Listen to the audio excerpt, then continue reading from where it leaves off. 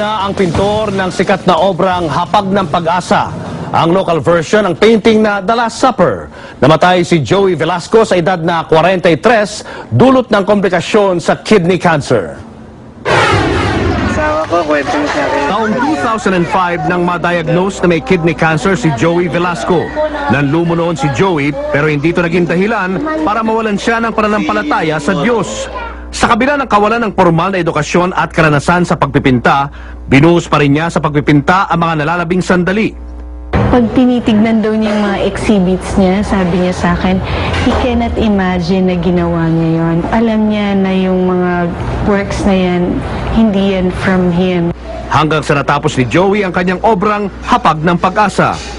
Taong 2007 nang sorpresahin ni Joey ang mga batang modelo sa kanyang painting na hapag.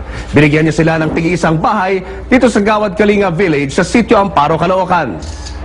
Kaya sa pagpanaw ni Joey, labis din ang dalamhati ng mga taong tumatanaw ng utang na loob sa kanya.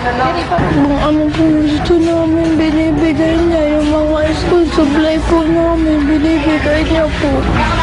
Sir Joey, sana namumuhay ka na lang para makita mo yung mga kahit namin. Maraming nagawang obra si Joey. Karamihan, mga portrait ni Jesucristo, kasama ng mahihirap nating mga kababayan.